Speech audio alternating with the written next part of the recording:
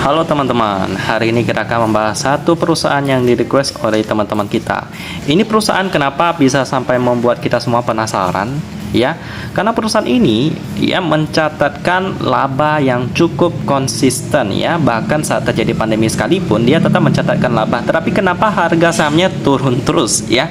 Bahkan hampir gocap nih, harganya udah 73 nih ya. Kalau kita lihat pergerakan sahamnya ya, dari tahun 2019 itu pernah mencapai harga Rp825 tapi turun terus sampai 10 kali lipat ya.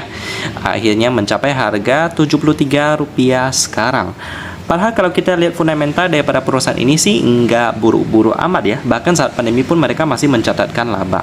Dan juga ada beberapa kali bagi dividen sih, meskipun nggak terlalu besar gimana, tapi ada lah ya. Kenapa? Yuk mari kita telusuri lebih lanjut tentang perusahaan tekstil, perusahaan garment yang satu ini ya. Nama perusahaannya adalah Pan Brothers Tbk dengan kode emiten PBRX atau kita panggil aja PBRX. Yuk langsung aja kita lihat sejarahnya mereka. Mereka udah lama banget ya. Mereka itu didirikan pada tahun 1980. Salah satu perusahaan manufaktur garment terbesar di Indonesia dengan kantor pusat di Tangerang dan fasilitas manufaktur yang berlokasi di Tangerang, Bandung, Boyolali, Sragen, Ungaran, dan Tasikmalaya ya. Dia beserta anak perusahaannya memproduksi semua jenis garment dengan menggunakan berbagai jenis kain, mulai dari pakaian, kinerja, sampai garment tenun ya. Kita bisa lihat dari ekspansi hulu ke hilir mereka di bawah sini. Nah ini ekspansi hulu mereka. Jadi yang paling dasar, mereka awalnya mengejar usaha patungan di sektor pabrik kain untuk kain tenun sintetis dan memproduksi tekstil dan benang, lalu berfokus pada penciptaan rantai pasokan holistik menyeluruh untuk memenuhi kebutuhan merek, pembeli, dan pengecer.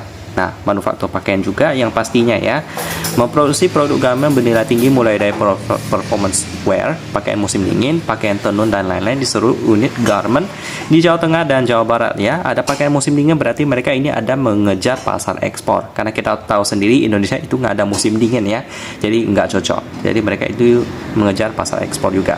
Lalu meningkatkan kemampuan teknologi kami di pabrik garment kami yang ada, Industri 4.0, untuk meningkatkan efisiensi, kualitas, kinerja, dan produktivitas. Lalu meningkatkan keterampilan staf produksi kami untuk memastikan konsistensi dan kontrol kualitas. Lalu ekspansi hilir mereka, yaitu yang setelah mereka memproduksi dasar nih produknya ini, apa yang mereka incar ya di akhirnya, yaitu menjalin kemitraan dengan perusahaan pengembangan produk seperti Holit dan Kontinen 8 untuk memperluas jangkauan pasar dan diversifikasi produk ya. Dibuat PT Aperindo Prima Sentosa yang memegang beberapa merek in-house seperti Salt and Pepper, Zode Label, dan Wastu untuk meningkatkan kehadiran lokal di retail pakaian. Lalu mengejar usaha patungan M&A dengan beberapa merek lokal dan multi pengecer ya.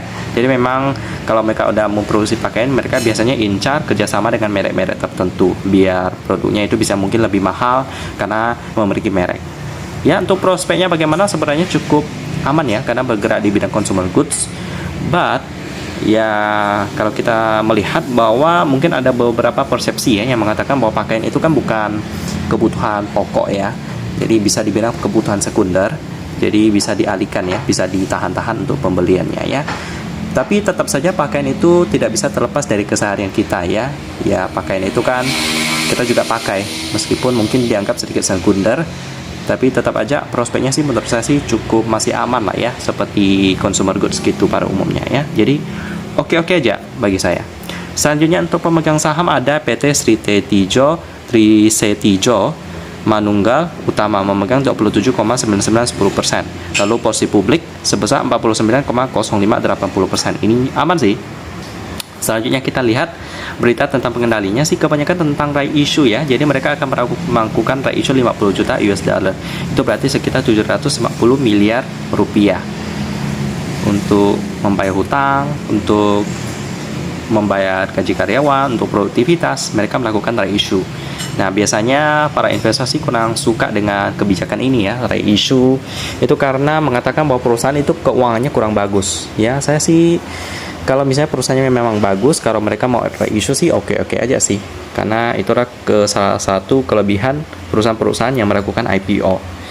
Oke, untuk pemegang saham aman, sekarang kita akan lihat fundamentalnya bagaimana ya. Dan untuk PBRX ini masih belum update sampai kuartal ketiga ya. Jadi kita lihat yang kuartal kedua aja dulu. Kita download dan kita bandingkan dengan yang RTI Bisnis punya.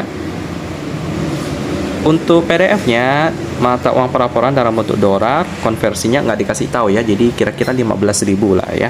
Pembulatan satuan, jadi kita cuma perlu kalikan 15.000. Kita lihat dulu laba rugi untuk entitas induk seberapa besar. Laba rugi untuk entitas induk itu 3,3 juta US dollar. Itu berarti sekitar, kalau kita hitung secara kurs konversinya itu berarti sekitar 50 miliar. Yap, 50 miliar rupiah. PR yang didapat 4,7 kali. Ini bisa masuk watchlist premium saya, dan kebetulan saya udah masukkan loh. Karena pas teman-teman request PPRX, saya langsung review perusahaan ini dan saya melihat dia cocok bisa masuk watchlist. Jadi langsung saya masukin. Ya, thank you teman-teman sudah request video ini ya. Sekarang kita lihat liquidity-nya, kurang rasio 931%, itu berarti bagus banget. Kita coba cek aset lancarnya seberapa besar. Aset lancar 603 juta US dollar. Liabilitas jangka pendek 64 juta US dollar. Berarti lebih gede aset lancarnya ya, sampai 9 kali lipat, bagus banget.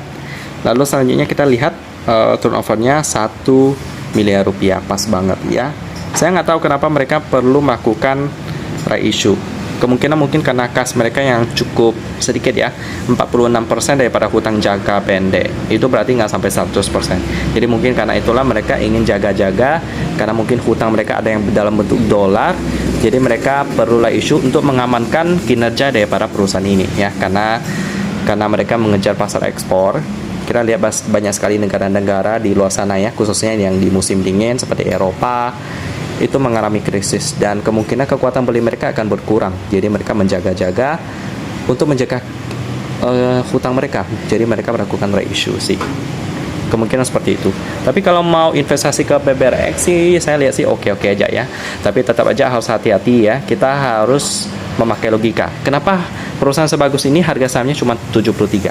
Kemungkinan apakah ada hal-hal khusus yang terjadi, adakah hal-hal di dalam perusahaan ini yang kita tidak ketahui. Nah, kita harus hati-hati ya.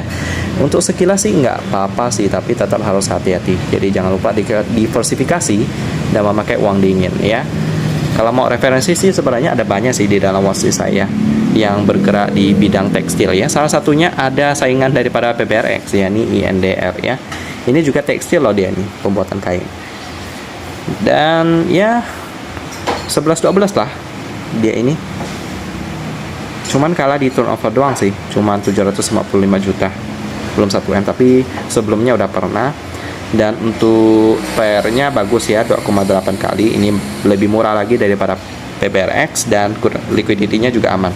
Cash-nya juga masih kurang aman, cuman 15%, malah lebih parah daripada PPRX. Cuman ya silakan diversifikasi ya, biar lebih aman dan pakai uang dingin. Jadi itu aja pembahasan tentang PPRX, perusahaan tekstil yang akan segera melangsungkan reissue untuk menjaga keamanan keuangan mereka. Dan kita ketemu lagi di video selanjutnya.